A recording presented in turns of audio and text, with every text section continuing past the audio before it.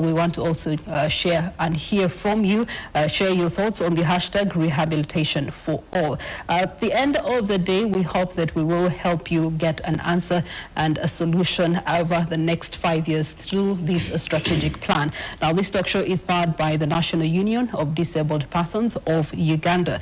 And joining me to have these conversations in detail, I do have Mr. Chintu Edmund, who is an orthopedic rehabilitation and assistive technology consultant.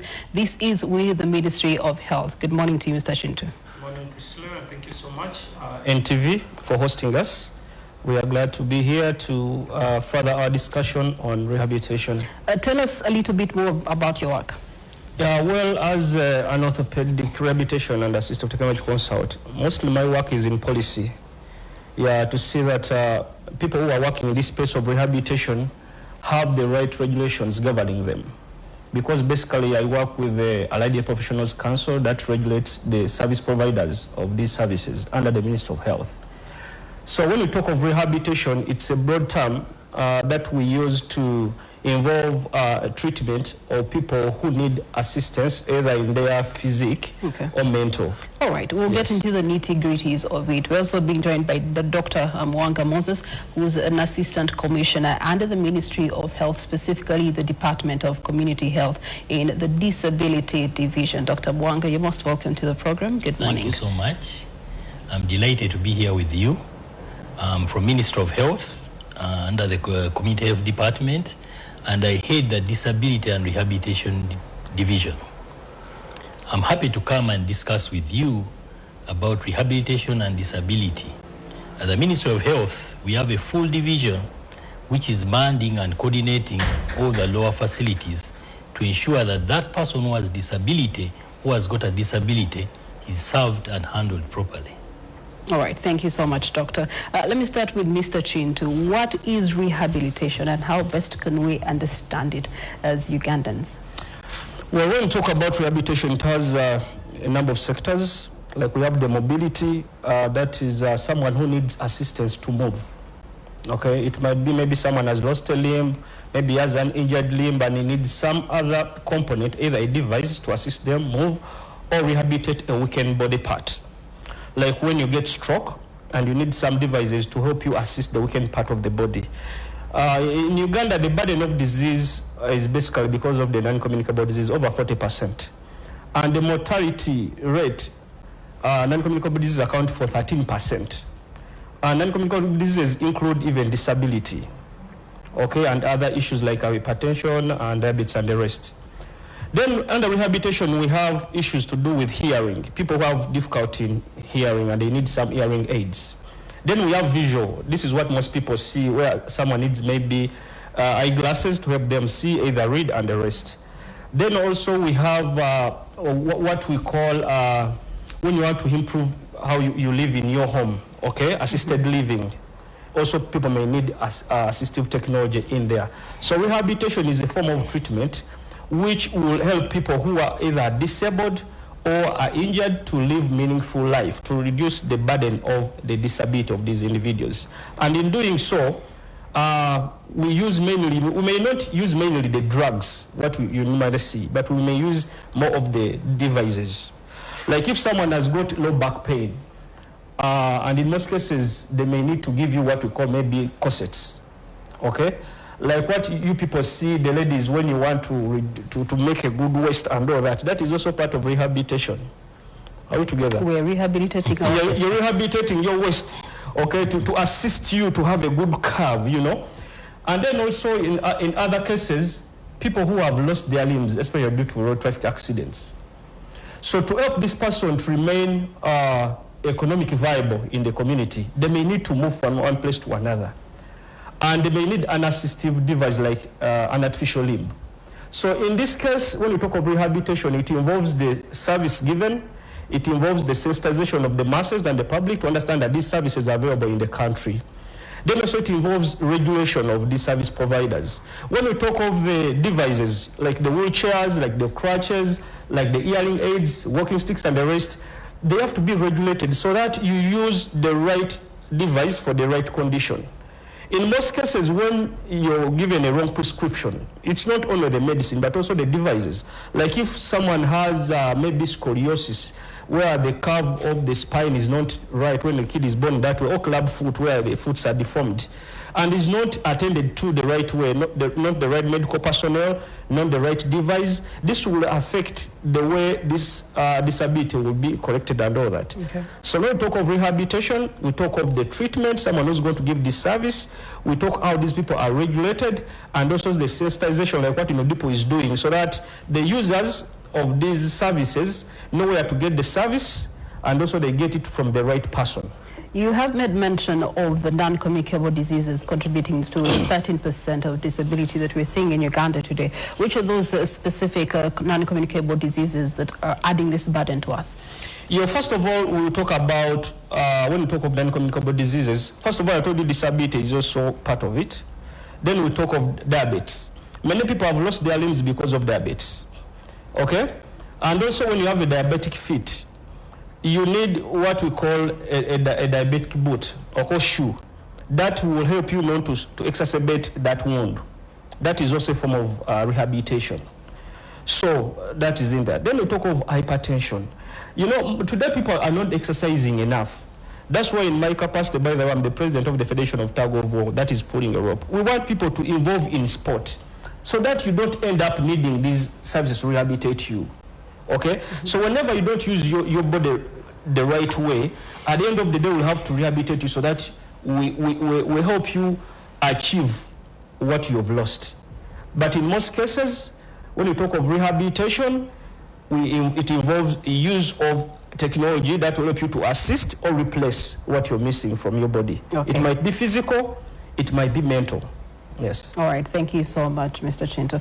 This is where I want to turn to the good doctor in regards to what we're talking about. Now that we have understood what rehabilitation is, we have an idea of what it means when we say assistive technology for us as a country. It brings us to the government perspective and why it matters on a national basis. When we look to where we are right now, Uganda is taking an actionable step right now that deserves a round of applause. But as we're talking about it, why should it be central, especially for disability inclusion?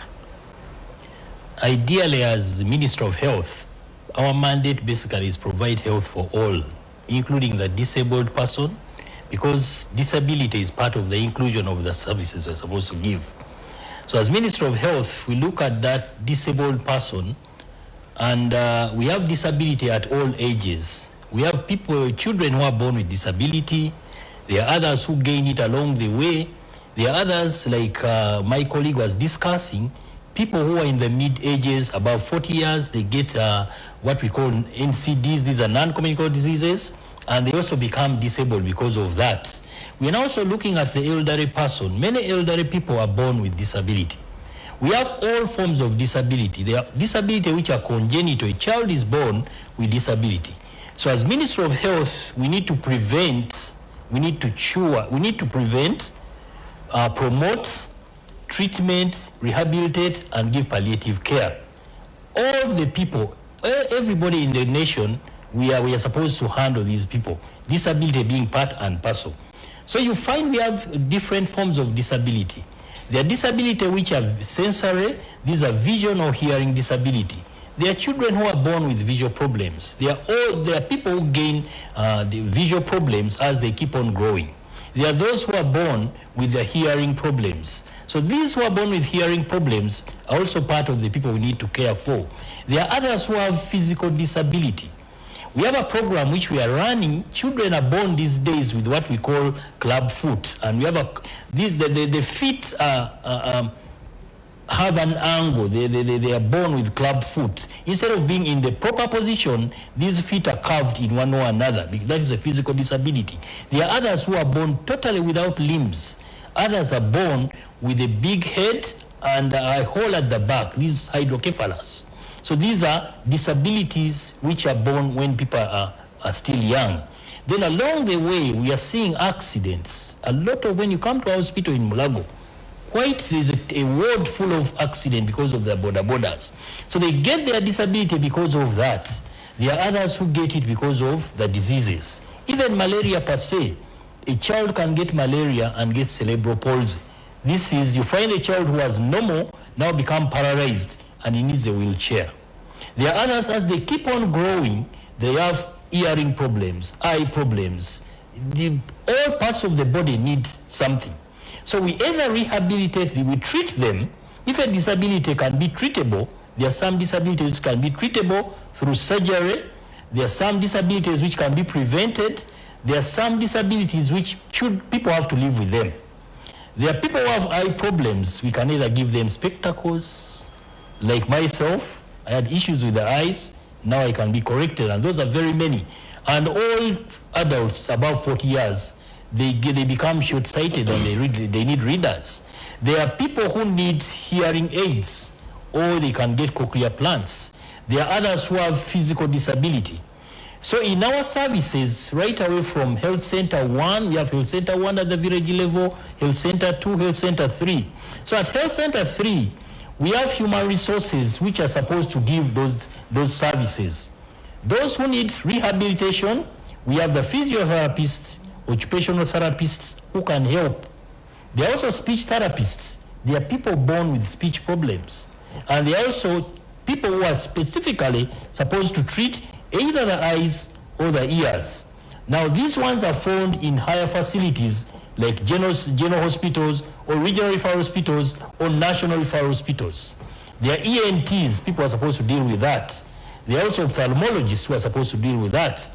Now, the children I talked about who have mental problems, hydrocephalus and the spina bifida, we always manage them with the neurosurgeons. So that is our mandate as Minister of Health. Then for those who have physical disabilities, we give them assistive technology, which my colleague was talking about. We can either give you a wheelchair if you have mobility problems. We can also give you, like now we have quite many people are losing their limbs. We have rehabilitation units within our regional referral hospital. As a nation, we have 18 regional referral hospitals, and out of the 18 regional referral hospitals, 8 of them have rehabilitation units, which can produce artificial limbs. There are others who have lost their hand or they have lost a leg. They can manufacture that leg. So this the National Rehabilitation and Assistive Device Strategic Plan is going to align all our stakeholders. As government, we work with the private as well. So we are bringing all the stakeholders as well, because we cannot provide services as one. So we are calling upon, this is a roadmap which is going to guide everybody. Before we get into the roadmap, I think we really just need to ascertain the realities on ground. Mr. Chintu, on ground, of course, he has talked about the health system, the healthcare system, and how it should primarily is positioned to give assistance to people with disability or people who are getting issues or accidents, so they're disabled through accidents or born with that. But I want to find out from you, who's been able to, do some research here and there. Talk to us about the trace and treat element of dealing with the issue of disability, either caused by natural circumstances or artificial circumstances. Well, that one I refer to our referral system. In most cases, before government picked interest in to put more emphasis on disability and rehabilitation, the role was much played by the NGOs, okay? And most people used to receive these services from the NGO-supported facilities. Government had the human resource employed in the facilities, but there were the resources to supply the materials were not enough, okay? So most of the people used to know, maybe when we talk of disability, used to know maybe people who have physical disability. And when we talk about people with hearing problems, and maybe visual, maybe also visual, or because most people know where to get glasses and all that. So the services have been there, but the challenge has been what to use. The device itself, they have to be procured and they're quite costly, okay? So this gave government on the background that we have to do more in this sector. So that's why the strategic plan is coming on board, so that more money can be put into this space, that when you are employing me as an orthopedic technologist to produce these maybe like the orthopedic assistive technologies, like maybe the corsets, the limbs, the artificial limbs and all the rest, I can have what to use. Yeah, because we've had so many people complaining and asking maybe their leaders in parliament to just consider the cost of these assistive devices. Yeah, and what this strategic plan is going to address is that there's what we call the priority list. Okay. That ministry has developed. That most of these devices have been added onto that priority list that whereby they have to work it out with URA and National Drug Authority. So most of these devices, they'll remove either the tax or they'll reduce the tax so that they reduce on the cost, like if you are to buy it. Today, if you're to buy a wheelchair, you may import it when it is maybe 300,000. And because of the tax, it comes and it's around 800,000. So this priority list is going to help us in the way that government will have to reduce the tax or remove the tax on most of these items. So that is one of the advantages of the strategic plan. Then also the dedicated budget towards these services. It's not always all about having the human resource employed, but also the money to procure what they have to use and what to disperse in this space. All right, Dr. Mwanga, this is where we turn to you, and we want to now have a broader, extensive understanding of the strategic plan towards rehabilitation and assistive technology. I think one of the things which we had as a problem is lack of awareness. There are many people outside there who have disability and they are not aware. Others call it, either it is a curse. They have a lot of myths and misconceptions. So as Minister of Health and as part of the strategic plan, we need to have awareness of the public to inform them that if you have a disability, our facilities are inclusive and we work hand in hand with public as well as private. So the awareness, as we are handling the people who have disability, we need to close the tap as well, because some of the disabilities can be prevented right away from antenatal. Because most of the disability which are born, people who come in with physical disability, mental disability, hearing and eye problems can be prevented right away from antenatal. Because the message we are preaching, if a lady is planning to become pregnant, please 3 months before you become pregnant, start taking folic acid.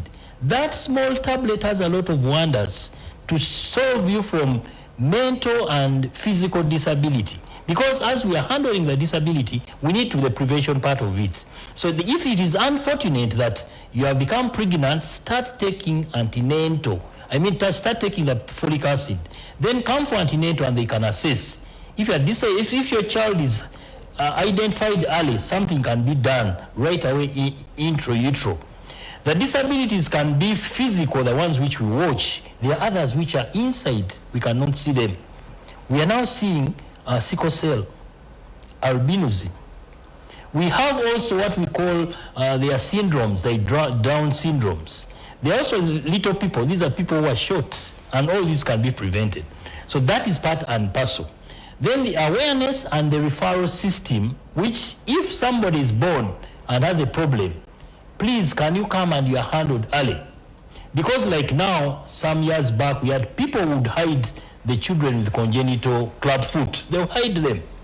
So now the message is, if that child is got early, that foot can be corrected and these services are free of charge. In most of our regional referral hospitals and the general hospitals, the club foot can be handled and your child can walk right.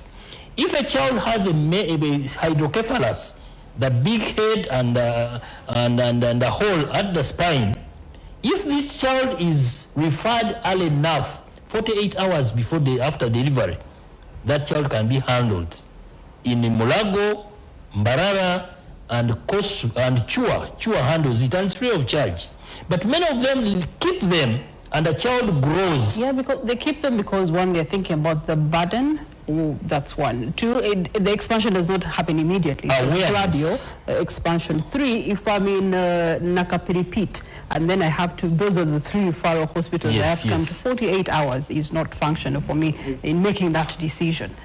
Awareness, when we are now educating, awareness is part of the thing. If a person knows that if I can handle this child at an early stage, something can be prevented in one or another.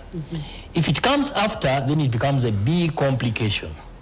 So now our plan is also aligning that if we can identify these children, prevent what we can prevent, those who come out, how do we help them right away from when they are early? Okay. There are others which are got along the way. We are seeing a lot of accidents.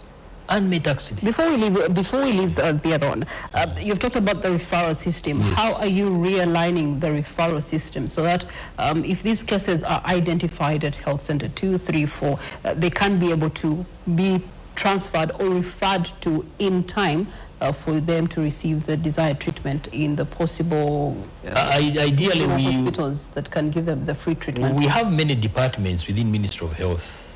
As the Department of Disability, we have a Department of Reproductive Health.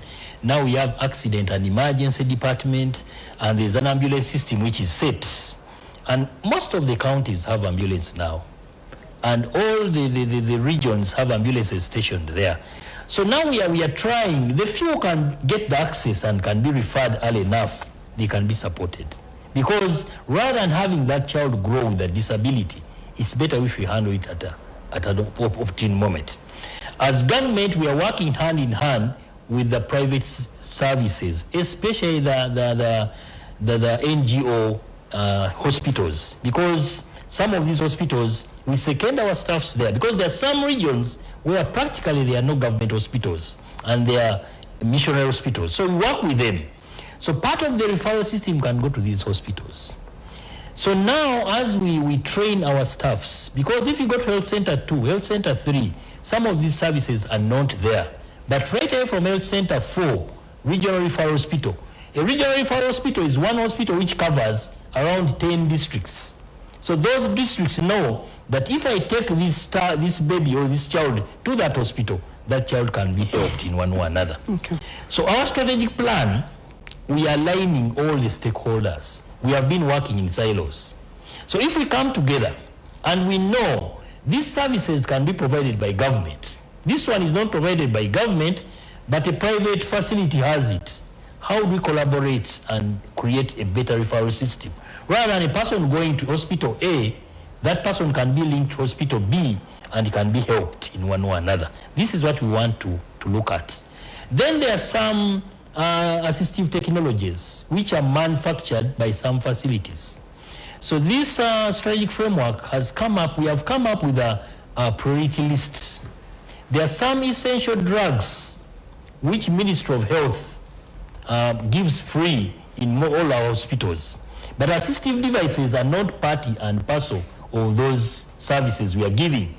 So in this framework, we have come up with a priority list. There are some basic things which we think people can get in the facilities. So we have put it as part of the agenda annex to the document, so that people, when they go to the facilities, a facility can order from National Medical Store, and that can be put as part and parcel. So we are using it as well as an advocacy. We are getting champions right away from the members of parliaments, such that some advocacy can be done at all levels, right away from the community, from the leaders on top, in terms of breaking the myth. At national level, we entered into an agreement with the kingdoms, the Buganda Kingdom, as well as the one of Busoga, trying to curb the club food problem. Because in Buganda, club food was taken as a problem. And when we talked with the kingdom, that club food was called Zamufula. The ghosts of the clan turned somebody's legs into that direction. In the north, people who have club food are called a joke. And they think that they have all the spirits. Yeah, so on that note, when you say stakeholders, are cultural leaders part of these? Cultural leaders, religious leaders are part of the stakeholders. They definitely, it's really a struggle, yes, because people believe more in their cultures and in their faith over the medicines and treatments that are available in the market. When we use the cultural leaders, they broke the myth. Because the cultural leaders told the people, because we went to the kingdom, we had an understanding with them, and then the Katikiro had to tell the community that these legs, it's a deformity, it's not a curse from the ghosts. Go to the facilities to get assisted early enough. But initially they would hide away the children. So this was a move which helped us to break the myth, similarly with other abnormalities. So when we you break away the myths, it supports us in one way or another. All right, thank you so much, Dr. Mwanga. We're going to take a short breather, but return with a better understanding of this strategic plan and exactly how it's going to be functioning and being implemented across the 5 years that it will be running, and how you can be assisted. Do stay with us.